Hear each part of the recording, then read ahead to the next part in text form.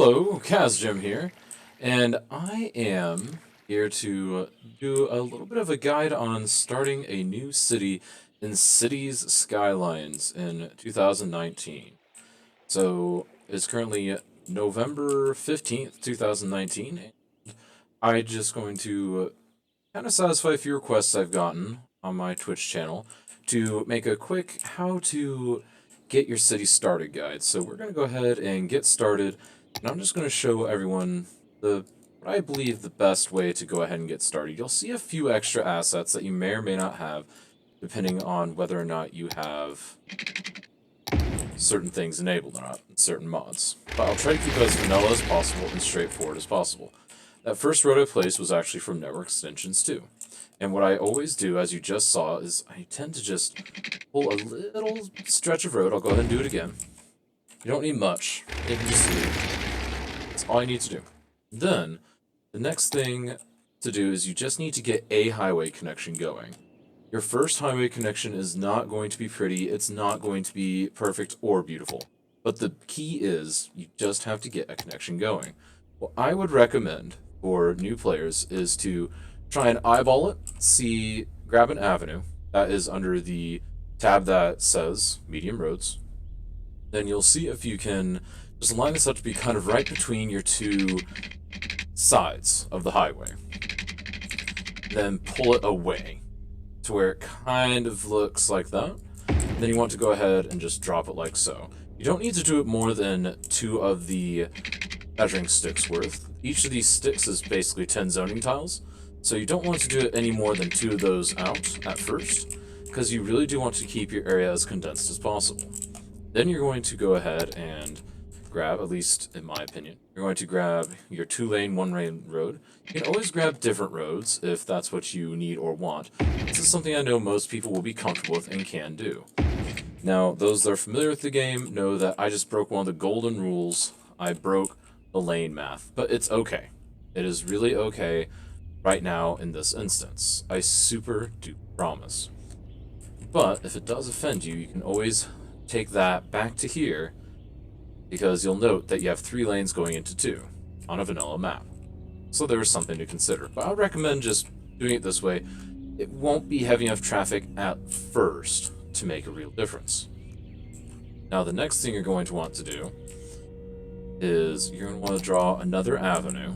You're going to want to look at 2 things. You're going to want to unpause the game if you've gotten it paused, which most people will recommend at first. And you're going to try and study the water for a bit. And if you can't quite see what way the water's flowing, go ahead and throw it on triple speed and see what you can figure out. Seeing a little bit of a flow that way.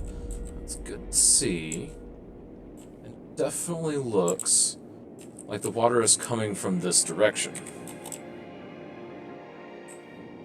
It definitely looks like it is, because it looks like that is what I would consider the ocean. This is more uphill, and this is flowing into here. Now, what's important to note is that this water appears to be stagnant, so you wouldn't want to dump your waste here, because that's one of the first things you need to figure out. So you're either going to want to put the waste on one side of this area or another. There's a reason why I picked this map. It has a choice. But what I would personally do in this situation is I would just take my waste pipe and I would put it as close to the edge of my city as I can, which in this case is going to be roughly over here. And I'm going to go ahead and just dump it like so. So you're going to go to your water tab. You're going to, within the first tab you might have a second, depending on whether or not you have the snowfall expansion. You're just going to go to water and sewage, and you're going to grab your water drain pipe or your eco water outlet, depending on what you have unlocked, what's available. I'm going to use what most people will have, and I will just use this guy. So let's go ahead and plop this down. It doesn't really matter how you angle it, just make sure that you don't have it too far away from where you drew your first road, because otherwise you're going to have troubles later, and you'll see what I mean by that. Now you're going to want to go ahead and do 2 things after that. You're going to want to grab the water source, and if you'll note these prices and what they do, you have 240 a week, 240 a week, 2,500, 3,500, and then that has a lot higher capacity per week by double. So really, the best option in most cases, is to go for a water pumping station. However, if you're in a situation where you only have one water source and you don't have enough room to have both a water pump and sewage, then you're going to want to go ahead and go with the water towers. Of course, some people go water towers anyways because they're just used to something like SimCity. In my case, I'm going to go ahead and use a water pump. I'm going to not pull it from in here. I'm going to pull it from out here for two reasons. One, I just kind of have an idea for pulling it alongside here. And in fact, we're going to put it along here instead. Boop. And then the second reason is, while a lot of people might want to put it in here, there's a reason why you don't want to. It's stagnant water. And what's bad about that is if you get any pollution in the area whatsoever, this is going to become a big stink hole. And you're not going to want to pull water from that. It's only going to have polluted water. So one of the best ways to go ahead and avoid that is just not put your pumps anywhere near stagnant or even almost stagnant water. It'll only lead you to trouble down the long run. Trust me on this one. So now, you've got your water intake, you've got your water outlet, or the poo pipe, as many refer to it too. And we're going to go ahead and get things connected. We need to do two things. We need to figure out what we're going to do, whether we're going to throw down a coal power plant, whether we're going to stay squeaky clean with wind turbines. Now, the easy route would be to go to the coal power plant. You might be saying, well, it's more expensive, Kaz. Well, yes, you are right. It is more expensive. However, it is lower maintenance in the long run, and you won't have to think so much about upgrading as you go. However, I'm going to go ahead and show you what I think is perhaps the more difficult way, which is the wind turbine. Now, this is something that not everyone will be able to do, or everyone will want to do. If you do want to go green, you'll have to put a little more thought into it. Because obviously, coal power plant, you can just plop it down, be done. But for the wind, you've got to look at the ground. You'll note that there's different colors, and you'll note that there's some changing numbers inside my tooltip right there. So you'll note whenever I'm here on the blue, it says 8. That's great. That's a lot of power production for this. But I go down, wow, 7, down to 6, 5, and then down to 4? That's nuts. You don't want that. Well, what about over here on the water? Wow. Can't really put it out here, can I? That's right, so you can't place this on water. You do get access to a turbine that you can put on water later on. However, it's not a thing that you have immediately. So what I'm going to do is I'm going to go ahead and say, you know what? Let's just make a stand right here. We're going to go ahead and place this down. Now, a lot of people will say, okay, just put one and you're done. I would recommend placing 2 for one key reason. You're going to need it a lot sooner than you think. And if you actually want to plan ahead, I would recommend a 3rd turbine. But before you unpause the game, you're going to temporarily turn off 2 of your turbines. That is a really quick and clever way to make sure that you get all the power you need at first without having to bleed your budget even further for the extra production that these would cost. And you'll just be able to kind of turn them on and use a gated system to make sure that they get turned on when they're necessary. So now, let's go ahead and get our basic water connection up. And what I would recommend at first, while you're still learning, just go ahead and have your water pipes follow main roads, when possible. Because it'll just make it a lot easier. You'll be able to see, oh, okay, I know I have a connection here. I'm going to go ahead and pull that a little further that way. I'm going to go ahead and pull this straight into here. It just makes it a little bit easier. Now, technically speaking, I don't need this piping yet, do I? Well, that is up to my next decision, because my next decision is perhaps one of the most crucial I'm going to make in this game. Where am I going to start building? And this is where we start getting to city layout, things like that. So, technically speaking, all of this stuff is relatively loud. It just is. This is also a little loud. But this is very loud, so we're already creating some issues here. But you also want to pay attention to, especially if you have the Industries DLC, what do you see in the land? And I can't show you with that overview, but right now I can tell you, if you see this weird yellowy colored grass, or you see the weird yellow snow on a snowfall map, that is farmland. That is valuable farmland that you don't want to mess up. So be sure to hang on to that. Do not waste it all immediately. You'll see that I wasted a little bit of that here, but that's fine. I've seen that I have plenty here on the island, So I have plenty to return to, and I can always move these wind turbines if I decide to put a farm there later. Technically speaking, I don't think that's the best place for the farm, but it's also not the worst place for a farm. And then anywhere where you see a lot of trees, particularly in a dense formation, I'd say more like this instead of that. That's good for logging industry. You see that kind of grayish brown looking area? That's going to be oil. And then up in the mountains, you'll start seeing some darker grays into blues, things like that, and you'll start seeing ore and minerals up there. So, using that knowledge and putting that out, I know I might want to put a farm right here. I also might want to put something here. And then you also want to get a lay of the land, and you want to see where are my highways. So I see that I have a highway along there. I have a highway that comes along here. And then I see that I have my connection right here. So this is your decision. You have to decide where do you want to grow. Now, my recommendation for most people, if you have access to it, build towards the water at first. Trust me on this one. You're going to want to have plenty of access to water-based transit and cargo lines. So let's go ahead and make sure that you have that. So what I'm thinking with that is, since I want to build towards the water, I might want to go ahead and thinking already maybe you could have a big port system right in here. I can already see I have a shallow bay right there. That could be really nice. So it's possible we could turn this all into a larger port area, which means that this is going to be really noisy for immediate residents. What I'm going to do instead is I'm going to come over here and pull this back a little bit further, and this is going to be where I lay out my residential.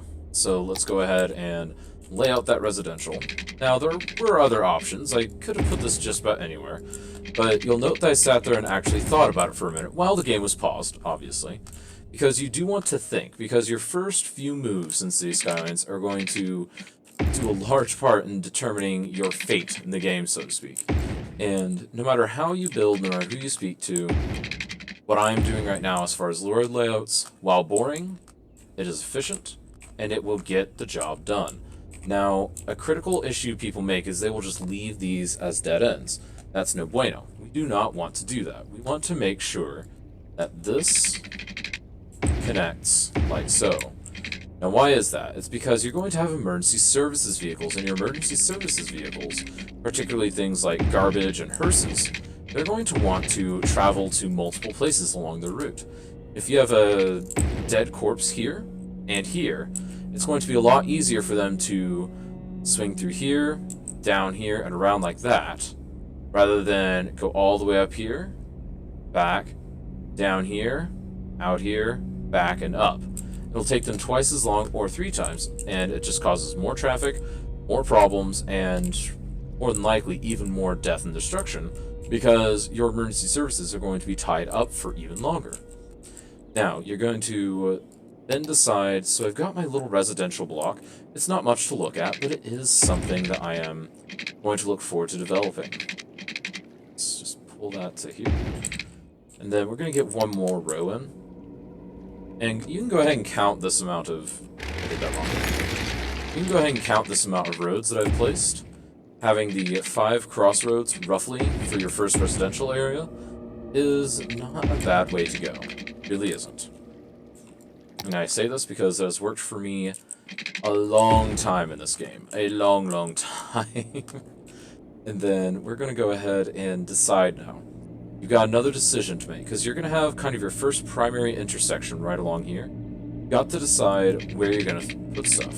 What I would recommend is have a place a little further away where you can put your industry. Well, I'm going to decide right now is I'm going to have a fork that way for industry, and a fork this way for commercial. Now, why is that? The residents can, they'd like to shop on their way to work, and they're going to. Because just since I decide that this is the residential block doesn't mean that's going to all be residential. And this road right here will not be used much at all at first. And what you're going to do now that you have your first little block, you're going to take a little bit of avenue, stick it out like that, and you're going to hope it doesn't do that. If you do have the Move It mod, however, you can just do this. Select that, hit Control H, and then shift-click that second node. Voila. Looks beautiful again. More on how to use Move It in a separate video at some point.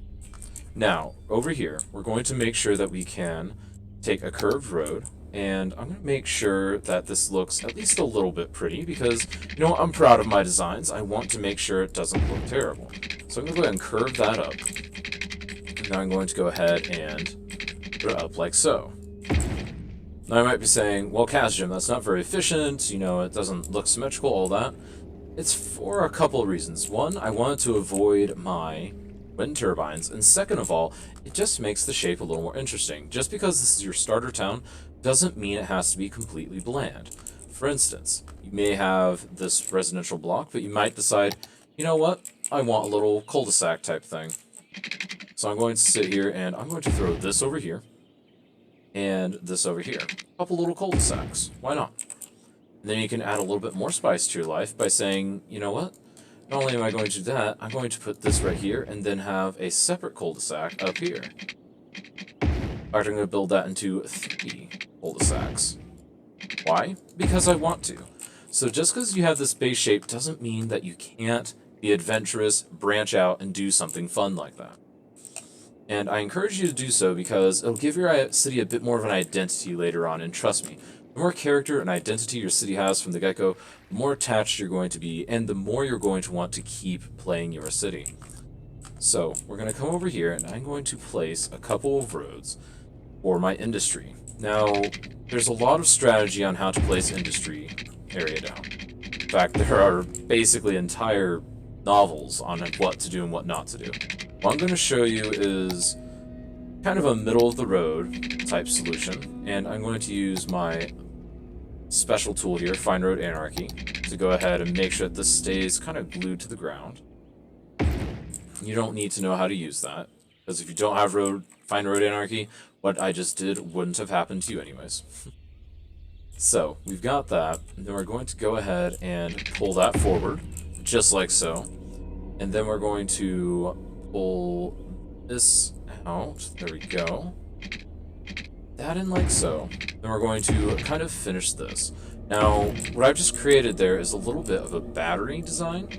Not much of a battery, but just making it to where the trucks can keep on moving, because your industry area is going to have a lot of large freight trucks that are going to drive through big semi-trailers, things that are quite large, and they take up a lot of space, particularly as they turn around throughout your neighborhoods. Which is why, of course, we want as far away from our actual neighborhoods as possible.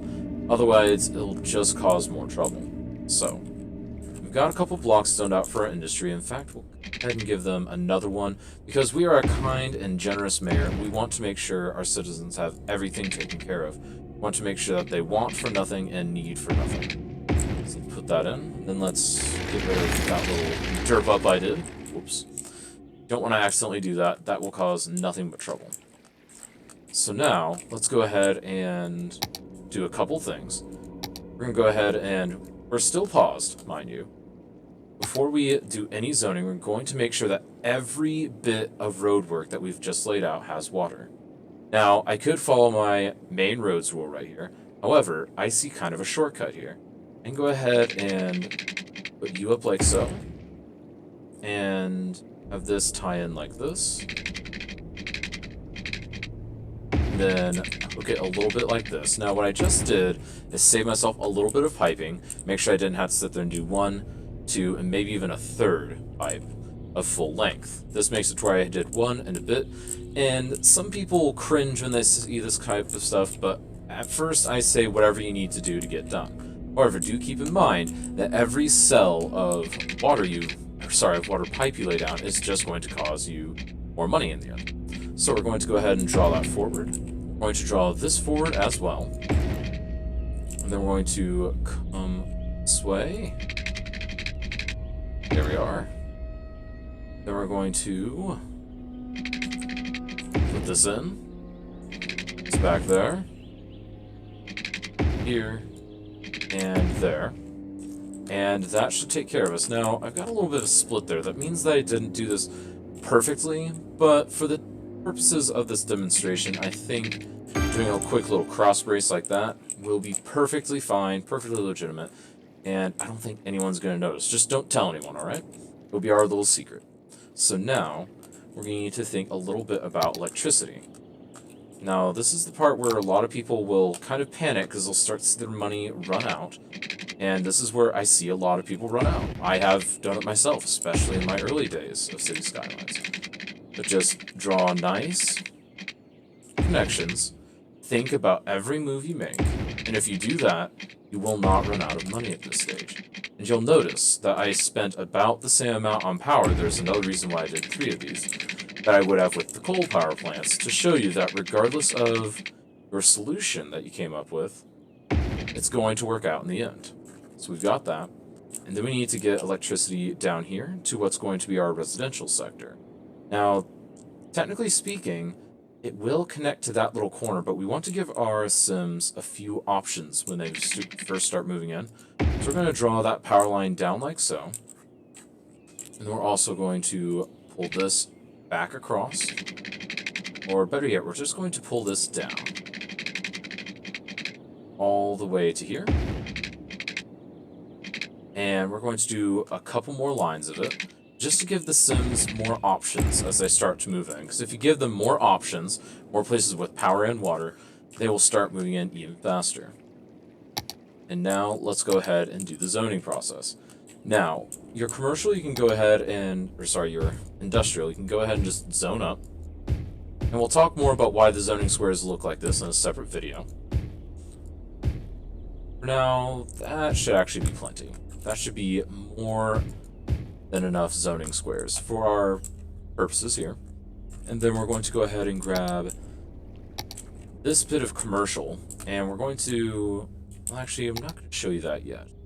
First, we're going to go ahead and unpause as soon as we do 2 almost blocks rather, of residential. And of course, their surrounding bits. There we are. Perfect and beautiful, just the way I like it. Now, again, you'll note I only zoned those 2. You'll go ahead and unpause. If you have chirpy enabled, you'll see some tweets start to come out. Little chirps, rather. And now you've got to kind of play the waiting game. You need to sit here and kind of baby your city for a little bit. And the next thing I would recommend doing before anything else happens, lower your water budget. You're going to open your budgeting panel, and the only thing available to you at first is going to be budget. You're going to immediately throw both sliders, one for day, one for night, all the way down to 50%. You're going to do that because you don't need anywhere near that kind of water production or sewage treatment at the beginning of your city. And now you'll see that your city is starting to move in. You're getting your very first residence. Check it out, isn't it great? There's a couple houses and things in here that you might not recognize if you don't have any assets or DLCs, but I think this is just wonderful already. I really do. So now, let's go ahead and get... We've already got our first areas filled in, so we're going to go ahead and start filling up more of these guys. We'll build more of this. And then we're going to sit here and draw it, and you might be asking yourself, why is there this gap? Well, this gap around a main road can be one of 2 things. One, it can be just an extra little buffer. You can choose to use it for extra transit, beautification, etc. Or, what I like to use it for at the beginning of my city, quick and easy access to commercial grounds. Because the commercial guys, they love this. They're right next to their customers. They have everything they need, and it's perfect. They don't need anything else. Now, next thing before you can say you have finished setting up your starter bit of a city, is you're going to open your info views. And you're going to take a look at your citizens' happiness. This is a good way to just kind of double check your work. So you just need to make sure that there isn't a lot of unhappiness concentrated in one area. Now, why would that be? This is actually nothing over here. They're going to slowly get happy. They're just unhappy because they just moved. Moving is rough work. But if you see a lot of noise, say, in one corner, and you notice that this windmill is, say, too close, this wind turbine, rather, then you're going to notice, okay, I can't have my wind turbine too close, and then you're going to want to move it. So this is just a good way to make sure that your citizens are happy early on, because again, their happiness means your prosperity. And look at this, I've already got to zone a lot more land already. This is great. This city's off to a great start. So we'll go ahead and keep on zoning, keep it zoning, and then we'll go ahead and zone this up. Look at that, we're really blazing through. And just like that, we have wrapped up probably the first baby steps of yours into the world of Cities Skylines. Right now I'm using cinematic camera view, using the C hotkey on your keyboard. So if you go ahead and use that, you'll be able to see pretty views like this, but I encourage you to do this sometimes. It really is quite fun. So you can see your Sims move in. Oh, it's just wonderful. But anyways, I will continue to bring you this city throughout the course of this series, and I thank you for tuning in. If you enjoyed it, leave a like. Be sure to comment below with other things you'd like to see me explain or talk about in this series. And most importantly, have a beautiful day. This is Cazgem signing out. See ya!